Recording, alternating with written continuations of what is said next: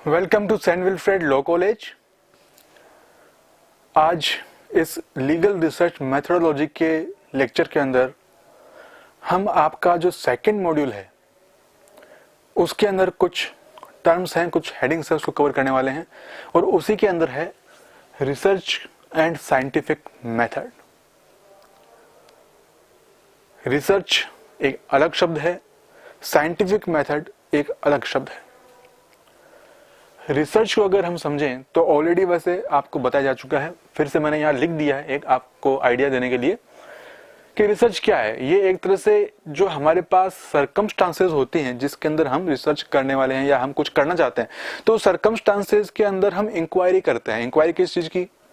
Inquiry इस चीज की कि उस सरकमस्टांसेस का नेचर क्या है, उस सरकमस्टांसेस के होने या ना होने के कारण क्या है, या अगर वो ऐसा है या ऐसा नहीं है तो इसके परिणाम क्या निकलेंगे। ये होता है रिसर्च के अंदर। इसी बात की इंक्वायरी होती है कि कोई पर्टिकुलर सर्कमस्टांसेस है तो वो क्यों है, कैसे है, उसके क्या परिणाम निकलेंगे या उसका नेचर क्या है, ये सब इंक्वायरी करते हैं हम रिसर्च के अंदर। तो वो हमारी रिसर्च है। ये यहाँ पर ये लिखा हुआ है। अब ये सर्कमस्टांसेस की जब बात करते हैं तो सर्कमस्टांसेस कैसी हो सकती है? वो हो सकती है कि हम उसके अंदर एक्सपेरिमेंट करके उसको कंट्रोल करने की कोशिश करें।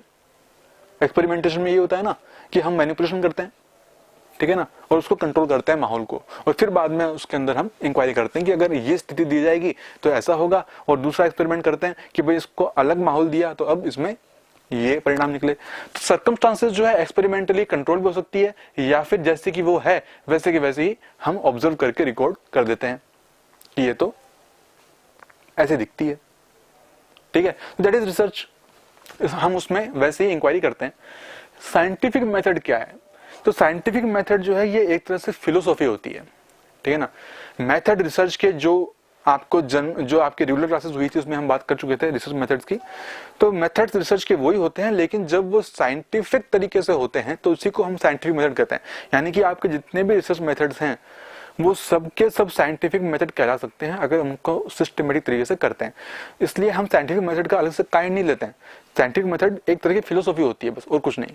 जो हमारे रिसर्च मेथड्स हैं उनमें से हर एक रिसर्च मेथड एक साइंटिफिक मेथड कहला सकता है अगर वो इस तरह से किया जाता है। तो साइंटिफिक मेथड मतलब एक फिलोसॉफी। फिलोसॉफी क्या? जो common to all research methods, ठीक है। जितने भी हमारे रिसर्च मेथड्स हम ऑलरेडी हमारी जो रेगुलर क्लासेस है उसमें कर चुके थे, तो उन सबके लिए कॉमन फिलोसॉफी लगती है जो, तो वो एक साइंटिफिक मेथड है, ठीक है ना। जितने भी हमारे रिसर्च मेथड्स हैं, टेक्निक्स हैं, उनके लिए जो कॉमन फिलोसॉफी है जो कि एक सिस्टमेटिक तरीके से की जाती है। इसके कुछ पोस्टुलेट्स हैं जिसकी हम बात करेंगे, कुछ अजम्पशंस हैं जिसको साइंटिफिक मेथड के अंदर हम लेके चलते हैं।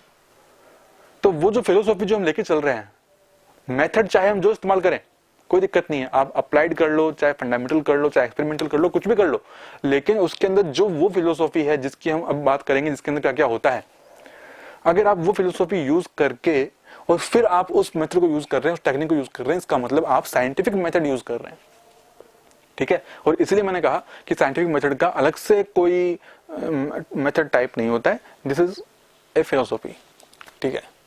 अब ये जो फिलोसॉफी है ये हो सकता है कि एक साइंस से दूसरी साइंस, एक प्रोजेक्ट से दूसरे प्रोजेक्ट के ऊपर वेरी कर जाए, उससे कोई दिक्कत नहीं है, वो हो सकता है, क्योंकि हर एक साइंस में सारी चीजें एक जैसी नहीं होती हैं, हर एक प्रोजेक्ट में सारे काम एक जैसे नहीं होते, अलग अलग सिचुएशन होती है, अलग अलग फैक्ट्स होते हैं, अलग अलग काम होते हैं। तो एक साइंस से, एक वर्क से दूसरे वर्क पर एक फिलोसॉफी वेरी कर सकती है, लेकिन उसके जो बेसिक अजम्पशंस हैं वो तो उसके अंदर रहेंगे ही रहेंगे, तभी हम उसको साइंटिफिक मेथड कहेंगे, ठीक है ना। अब वो बेसिक अजम्पशंस क्या हैं उसकी हम यहाँ बात कर लेते हैं। देखिए बहुत इजी लेक्चर है ये, और इजी है इसलिए लंबा भी नहीं बनेगा, ठीक है ना। तो आप जो है क्विकली इसको देख लीजिए, बहुत ही आराम से है और एक ही बार में आपको समझ में आ भी जाएगा। तो वो बेसिक अजम्पशन क्या है जो मैंने यहाँ लिखे हैं, ये एग्जॉस्टिव नहीं है, मैंने ज्यादा से ज्यादा बनाने की कोशिश की है, इसके अलावा और भी हो सकते हैं, ठीक है ना, लेकिन मैंने काफी कुछ कवर करने की कोशिश की है। पहला है लॉजिक। साइंटिफिक मेथड जब किसी रिसर्च के अंदर काम में लिया जाता है तो उसमें लॉजिक की बात की जाती है। लॉजिक मतलब there must be some ground upon which you are stating your argument, कि ऐसा ऐसा हुआ तो क्यों हुआ, भाई बताओ तो सही कैसे हुआ। और जब हम बात लॉजिक की करते हैं, मतलब ये ऐसा लॉजिक होना चाहिए जो प्रूव किया जा सके। ठीक है, प्रूव करने के लिए आप कोई एक्सपेरिमेंट यूज कर सकते हैं या कुछ और कर सकते हैं, क्या कर सकते हैं वो आपके ऊपर है, रिसर्चर के ऊपर होता है, वो तय कर लेता है लॉजिक को प्रूव कैसे करना है। लेकिन there must be some solid ground upon which you are stating something in your research, that is one of the basic assumptions for scientific method in a research. ठीक है, मैंने इसको सिस्टमेटिक वे में नहीं लिखा हुआ, आगे पीछे लिखा हुआ है, और ऐसा कुछ नहीं है कि आप इसको ऐसे ही याद करो, इसको पढ़ लो, समझ लो, बस इतना काफी है। जरूरी नहीं है आप इसको एज इट इज याद ही करो। ठीक है ना, अगर समझ लोगे तो ये सारे पॉइंट्स आप अपने आप ही माइंड से कवर कर सकते हो। Systematic inter relation of facts, जो हमारे पास फैक्ट्स दिए हुए हैं, जो हमारे पास डेटा है वो बहुत ही बिखरा हुआ होगा। हमारे पास जो फर्स्ट हैंड डेटा होता है वो रॉ मटेरियल होता है, रॉ डेटा होता है। उस हर एक डेटा के अंदर, हर एक फैक्ट के अंदर हम ये चेक करते हैं कि ये फैक्ट इससे जुड़ा हुआ कैसे है। तो वो जुड़ा हुआ कैसे है, जब इसकी स्टडी की जाएगी, तो इस स्टडी को करने के लिए जो हम फिलोसफी अपनाएंगे, जो रिसर्च हम इसमें करेंगे, वो साइंटिफिक मेथड के अकॉर्डिंग करेंगे। ठीक है, जैसे कि एडल्ट्री है तो उसका फंडामेंटल राइट से क्या कनेक्शन है, तो उसके लिए आपको एडल्ट्री समझनी पड़ेगी और फंडामेंटल राइट भी समझना पड़ेगा। उसके बाद में ही आप इनका रिलेशन चेक कर सकते हैं। तो ये जो समझना पड़ेगा, समझने के लिए जो आप स्टडी करोगे, जो आप मेहनत करोगे, वो आपकी सिस्टमेटिक इंटररिलेशन निकालेगी। इसी को हम बोलते हैं साइंटिफिक मेथड। नेक्स्ट है एम्पिरिकल एविडेंस। एम्पिरिकल का मतलब होता है प्रयोग सिद्ध, यानी कि जिसको प्रयोग में काम में लेकर सिद्ध किया जा सके, साबित किया जा सके। तो ऐसे एविडेंस का हम इस्तेमाल करते हैं। ठीक है ना, यानी कि एविडेंस ऐसा जो कि काम का हो। ठीक है ना, इररिलेवेंट एविडेंस नहीं, relevant evidence. It may be any kind of evidence, लेकिन जो आप उसको प्रयोग में लाकर अपने लॉजिक को साबित कर पाए, तभी वो साइंटिफिक मेथड कहलाएगा। अदरवाइज आप प्रूव ही नहीं कर पाओगे। जब प्रूव ही नहीं कर पा रहे, इसका मतलब आप जो आर्गुमेंट मान लिख रहे हैं वो विश्वास के लायक नहीं है और आपकी रिसर्च रिपोर्ट खारिज की जा सकती है। नेक्स्ट है यूटिलाइजिंग रिलीवेंट कंसेप्ट। ओके जी, वैसे तो मैं ऑलरेडी बता चुका हूं, अभी फिर से देख लेते हैं कि रिलीवेंट कंसेप्ट जो आपको अपनी रिसर्च में अप्लाई करना है, उसको यूटिलाइज कैसे करना है, वो सब कुछ हम साइंटिफिक तरीके से करते हैं, साइंटिफिक मेथड से करते हैं। हमें यूटिलाइज करना आना चाहिए। इसका एग्जांपल ले लेते हैं। जैसे कि रिलेवेंट कंसेप्ट की हम बात कर रहे हैं, तो आप जब एडल्ट्री की बात कर रहे हैं, फॉर एग्जांपल, या एडल्ट्री चलो एग्जांपल में बहुत लेता हूं, दूसरा ले लेते हैं, डिवोर्स है। डिवोर्स है तो डिवोर्स से रिगार्डिंग कंसेप्ट क्या है? कंसेप्ट आ जाता है मैरिज का। भाई मैरिज होगी तो डिवोर्स होगा ना, तो हम मैरिज से शुरू करते हैं, उसके बाद डिवोर्स पे आएंगे। हम सीधा डिवोर्स पे आएंगे तो गलत बात हो जाएगी। तो यूटिलाइजिंग रिलेवेंट कंसेप्ट, अब वो relevant, marriage is relevant to divorce. ठीक है, फंडामेंटल राइट, डिवोर्स, ये इतना रिलेवेंट नहीं है। जो बहुत क्लोज रिलेवेंट है वो है मैरिज एंड डिवोर्स। मैं ये नहीं कह रहा कि फंडामेंटल राइट इससे कनेक्टेड है या नहीं है, मैंने ये कहा कि जो ज्यादा क्लोज है वो है मैरिज, क्योंकि हम बात कंसेप्ट की कर रहे हैं, हम लॉ की बात नहीं कर रहे हैं। यहां पर कंसेप्ट इज डिफरेंट, लॉ उसका लीगल एस्पेक्ट बैठता है। ठीक है, तो जो सबसे ज्यादा करीब और उसके रिलेवेंट कंसेप्ट लागू हो सकता है उसके अंदर, वो हम पता करते हैं, उसको यूटिलाइज करते हैं कि इसके अंदर कौन सा कंसेप्ट हम इस्तेमाल करके देखें कि हम बाद में जो भी एविडेंस इस्तेमाल करें वो उसमें साबित हो जाए। ठीक है ना, कि मैरिज होती है, मैरिज के बाद में लड़ाई झगड़े होते हैं, उसके क्या क्या कारण हो सकते हैं, वो सब के सब रिलेवेंट कंसेप्ट है जो कि हम यूटिलाइज कर सकते हैं और बाद में साइंटिफिक तरीके से हम उसका एविडेंस पेश करके लॉजिक लगाकर प्रूव कर सकते हैं। ठीक है, इजी है। नेक्स्ट है committed to only objective consideration. जो हमारा ऑब्जेक्टिव कंसिडरेशन है उसको ही कमिटेड होती है हमारा साइंटिफिक मेथड। ठीक है, तो इसमें समझाने लगा ज्यादा कुछ है नहीं। ऑब्जेक्टिव कंसिडरेशन है जो ऑब्जेक्टिव है आपका रिसर्च का, या उस वक्त उस स्टेज पर जो आपका ऑब्जेक्टिव है, क्योंकि आपका जो मेन टाइटल है प्रोजेक्ट का, उसके अंदर आपको खूब सारे काम करने पड़ सकते हैं। तो हर एक स्टेज पर जो आप काम कर रहे हो वो अपनी अपनी स्टेज पर एक ऑब्जेक्ट लिए हुए बैठे हैं। कि इस स्टेज पर ये करना है, इस पर ये करना है। तो उस स्टेज पर, उस ऑब्जेक्ट पर या ओवरऑल रिसर्च के जो ऑब्जेक्ट हैं उसके कंसिडरेशन को ही वो कमिट करता है, उस पर फोकस करता है। तो हमारा साइंटिफिक मेथड हमें उसके अंदर बड़ा हेल्पफुल रहता है। ठीक है। नेक्स्ट है रिजल्ट्स इनटू प्रोबेबिलिस्टिक प्रेडिक्शंस। जो साइंटिफिक मेथड अगर हम यूज करेंगे तो जो प्रिडिक्शंस होंगे वो प्रोबेबल होंगे। प्रोबेबल मतलब संभावना थोड़ी ज्यादा बनती है कि हाँ ये ऐसा होना चाहिए। क्यों? क्योंकि ये लॉजिकली बेस्ड हैं। यहां पर एविडेंस का इस्तेमाल करके हम उसको कह रहे हैं कि ये ऐसा होना चाहिए। अल्टीमेट वैसा ही है या नहीं है वो तो हमारे कंक्लूजन में आ ही जाएगा, लेकिन फिलहाल जो रिसर्च चल रही है हमारी इस स्टेज पर, हम जो मान के चल रहे हैं कि ऐसा होना चाहिए, देखते हैं क्या होगा। लेकिन उसकी संभावना, प्रोबेबिलिटी बहुत ज्यादा होगी। क्यों? क्योंकि हमने साइंटिफिक मेथड यूज किया है। तो साइंटिफिक मेथड यूज करने के बड़े फायदे हैं। आप जो भी काम करते हैं उसका एक ग्राउंड रहता है, इसलिए आप जो भी मूव करेंगे नेक्स्ट, वो नेक्स्ट मूव आपके लिए खराब साबित नहीं होगा, बल्कि वो आपके लिए बेटर ही साबित होगा। इसलिए मैंने लिखा है इसमें results into probabilistic predictions. Predictions probable हैं लेकिन संभावना ज्यादा है। नेक्स्ट है क्रिटिकल स्क्रूटिनी। स्क्रूटनी जो होती है वो क्रिटिकल वे में होती है, चाहे वो आपकी रिसर्च की रिपोर्ट की हो या फिर आप खुद ही अपने काम को जो है स्क्रूटनाइज कर रहे हो। आप जो कुछ भी कर रहे हो, यू आर रिसर्चर, आप जो कुछ भी रिसर्च के अंदर कर रहे हो, अगर साइंटिफिक मेथड यूज करके करोगे तो डेफिनेटली आप उसमें से जो कुछ भी स्क्रूटनी करनी है, रिलेवेंट इरेलीवेंट डेटा की करनी होगी या अप्रोप्रिएट टेक्निक की करनी होगी या फिर कुछ और होगी, तो वो सारी स्क्रूटनी आप अच्छे से कर पाओगे, क्रिटिकली कर पाओगे। और यहीं पर दूसरा एस्पेक्ट क्या है इसका, वो ये है कि जब आप रिसर्च रिपोर्ट पूरी तैयार करके पेश कर देते हैं तो जिसको भी पेश की है आपने, वो भी जब उसको पढ़ेगा तो अच्छे से वो उसका आउटकम निकाल सकेगा। उसके दिमाग में हर एक बात का एक लॉजिक बैठा होगा कि हाँ आपने जब ये कंक्लूजन पे आप पहुंचे हो तो किस तरह से पहुंचे हो, किस हद तक ये सही है और किस हद तक गलत है। तो अगला रीडर जो है या सबमिटेड अथॉरिटी जो है वो आपकी रिपोर्ट को अच्छे से समझ पाएगी। तो वहां पे स्क्रूटिनी क्रिटिकली हो जाती है। नेक्स्ट है टेस्टिंग कंक्लूजन्स थ्रू रिप्लिकेशंस।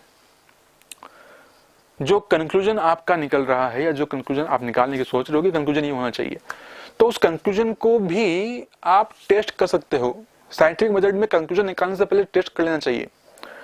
और सिर्फ साइंटिफिक मेथड की बात नहीं है, आप कोई भी रिसर्च करें, यहाँ तक कि आपके जो प्रोजेक्ट आप बना रहे हैं उन प्रोजेक्ट्स के अंदर भी जब आप कंक्लूजन लिखते हैं तो आप उस पर ध्यान रखें कि कंक्लूजन आप किस तरह से लिख रहे हैं। Conclusion is very important. आप हर कुछ कंक्लूजन में नहीं लिख सकते, भले वो आपके प्रोजेक्ट का रिसर्च का आखिरी पड़ाव है, लेकिन आप आखिरी पड़ाव में आते आते काम बिगाड़ नहीं सकते। आपको उसको तरीके से और होशियारी से लिखना होता है। तो जब आप कंक्लूजन आप कोई ड्रॉ कर रहे हैं तो आप उस कंक्लूजन को एक बार वेरीफाई जरूर कर लें, टेस्ट जरूर कर लें कि जो आप कंक्लूजन निकाल रहे हैं इस पूरे टॉपिक का, क्या ये वही है या कुछ और है। क्योंकि कंक्लूजन और इंट्रोडक्शन मैंने आप लोगों के लगभग एक जैसे देखे हैं, कुछ स्टूडेंट को छोड़कर। वो इंट्रोडक्शन में जो लिखते हैं लगभग वही चीजें कंक्लूजन में लिखते हैं।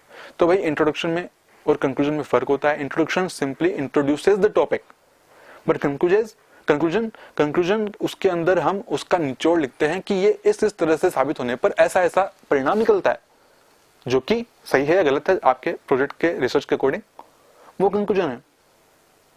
हम परिणामों की बात इंट्रोडक्शन में कैसे कर सकते हैं?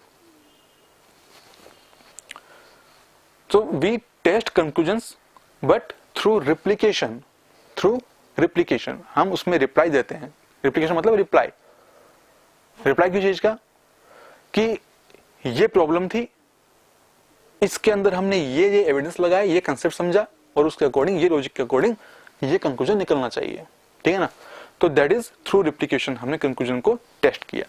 नेक्स्ट है aims at formulating most scientific theories. देखो जी, साइंटिफिक मेथड का यूज करते हुए जब हम कोई रिसर्च करते हैं तो इसके अंदर साइंटिफिक थ्योरी डेवलप होती है। ठीक है ना? जो थ्योरी डेवलप होगी वो साइंटिफिक तरीके से डेवलप हुई थ्योरी होगी, जो कि किसी ना किसी लॉजिक बेस्ड होगी और हमेशा अगर उसमें कभी नेक्स्ट फ्यूचर में उसको यूज भी करना पड़ेगा तो यूज करने वाला जो भी पर्सन होगा या अथॉरिटी होगी वो उसको अच्छे से सोच समझ कर यूज कर पाएगी और उसको ज्यादा जोर नहीं आएगा। क्यों? क्योंकि आपने साइंटिफिक थ्योरी जो डेवलप की है वो बहुत ही अच्छे ग्राउंड्स पर डेवलप की है, इसलिए अगले को ये आसानी होगी कि वो उसको यूज करे या ना करे।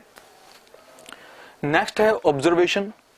तो ऑब्जर्वेशन आपका बेटर होता है अगर आप साइंटिफिक मेथड यूज करते हैं, तो ये समझाने लगता कुछ है नहीं। Next experimentation. तो आप समझते हैं कि साइंटिफिक मेथड जब हम यूज करते हैं तो उसमें एक्सपेरिमेंट भी करते हैं, ठीक है ना, या कर सकते हैं, करें कोई जरूरी नहीं है, लेकिन अधिकतर में 99% के अंदर एक्सपेरिमेंटेशन होता है, ठीक है ना। आप एक्सपेरिमेंट करते हैं कि अगर ऐसा हो तो क्या हो, ऐसा ना हो तो क्या हो, क्योंकि जब आप प्लस और माइनस दोनों पॉइंट की बात करते हैं किसी रिसर्च के अंदर, इसका मतलब आप उस रिसर्च को साइंटिफिक मैनर में कर रहे हैं। जैसा कि ये कहते हैं कि भाई डिवोर्स छोड़ो, ये ले लो आप, एडल्ट्री ले लो, क्योंकि समझ में आ जाएगा आपको, क्योंकि अपने समझने से मतलब है एग्जाम्पल कुछ भी हो, चाहे रिपीट हो रहा हो या कैसे भी हो, समझने की बात है कि एडल्ट्री के अंदर अगर सिचुएशन चेंज कर दी जाए, क्या कि भाई एडल्ट्री नहीं होगी अगर हस्बैंड की कंसेंट वहां पर दे दी जाए, लेकिन एडल्ट्री होगी अगर कंसेंट नहीं है, ठीक है। तो एक्सपेरिमेंट करके देखा कि अगर कहीं पर कंसेंट दी हुई है तो उससे क्या परिणाम निकलते हैं, कंसेंट नहीं दी हुई है तो क्या परिणाम निकलते हैं, ठीक है। और अगर मैं इसको डिवोर्स से भी कनेक्ट करके देखूं तो डिवोर्स के अंदर क्या है कि भाई माहौल सही दिया जाए तो क्रूअल्टी के चांसेस नहीं होंगे, तो डिवोर्स तो मामला नहीं पहुंचेगा, या फिर इनको कोई अलग तरह का एनवायरनमेंट दिया जाए जिससे कि कौतूहल ना हो, झगड़े ना हो, तो वो सारी चीजें जो है वो एक्सपेरिमेंट करने की बात है कि एक्सपेरिमेंट आप किस तरीके से कर रहे हो, ये सब का सब साइंटिफिक मैनर में आता है। कर क्यों रहे हो, टू टेस्ट हाइपोथेसिस। आपकी हाइपोथेसिस क्या थी कि वो डिवोर्स बढ़ रहे हैं क्योंकि लड़ाई झगड़े के मामले बढ़ रहे हैं, इसलिए डिवोर्स हो रहा है, तो सही है या गलत, एक्सपेरिमेंट करके आप चेक कर लोगे। To discover new relationship. दो जो फैक्ट्स हैं उन दो फैक्ट्स के बीच में या फिर दो फिनोमिना हैं उनके बीच में रिलेशनशिप क्या है, कुछ है या नहीं है, या फिर कुछ नहीं आ रही है, तो उसके लिए उसको डिस्कवर करने के लिए आप साइंटिफिक मैनर यूज करते हैं ताकि आप उसका पता लगा सकें, ठीक है। तो उसके लिए भी हमारे साइंटिफिक मेथड बहुत काम कर रहता है। और एक है वो है फ्री फ्रॉम पर्सनल बायस और प्रेजुडाइज। ये लास्ट का टॉपिक है हमारा, लास्ट की हेडिंग, कि पर्सनल बायस या प्रेजुडाइज होकर हम कई बार काम करते हैं, उससे हम बच जाएंगे अगर हम साइंटिफिक मेथड यूज करते हैं। क्योंकि हम सोसाइटी में रहते हैं, सोसाइटी में रहते हुए हम कई धारणाओं से घिरे हुए रहते हैं, हम मान के चलते हैं कि ऐसा तो होता ही होगा। अगर एक लड़का खड़ा है, एक लड़की खड़ी है, लड़की रो रही है, डेफिनेटली लड़के ने गलती की होगी, ये एक हमारी पूर्व धारणा चलती है, प्रेजुडाइज होकर हम काम करते हैं। एक्चुअल में गलती किसकी हमने पता करने की कोशिश भी नहीं की, हो सकता है गलती लड़की की होगी, लेकिन हम प्रेजुडाइज होकर चल रहे हैं क्योंकि हमारी सोसाइटी में माहौल ये है।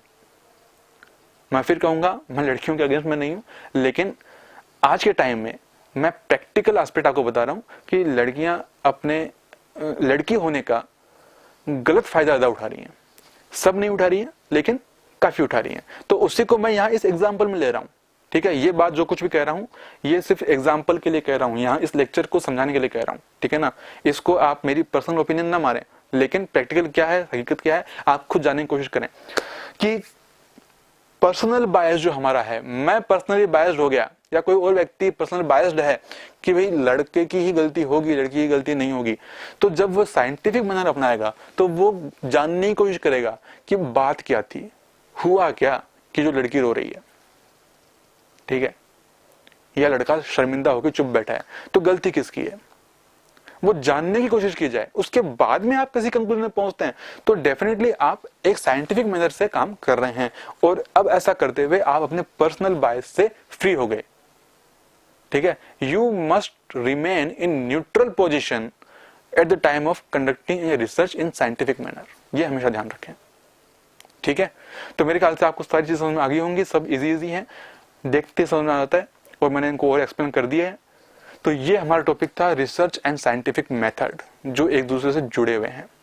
एक रिसर्च जो साइंटिफिक मेथड से की जाती है बेस्ट रिसर्च कहलाती है, बहुत बढ़िया रिसर्च कहलाती है, क्योंकि उसके परिणाम अच्छे निकलते हैं और फिर वो साइंटिफिक थ्योरी भी डेवलप करती है जो कि दूसरे व्यक्तियों को बड़ा हेल्प करती है उस थ्योरी को यूज करने या नेग्लेक्ट करने में, वो बहुत ही आराम से उनको हेल्प करती है। ओके, तो इस टॉपिक में हम इतना करते हैं, इस लेक्चर में इतना करते हैं। नेक्स्ट वीडियो में हम मिलते हैं एक दूसरे टॉपिक के साथ। तब तक के लिए अपना ध्यान रखिए। Take care, bye.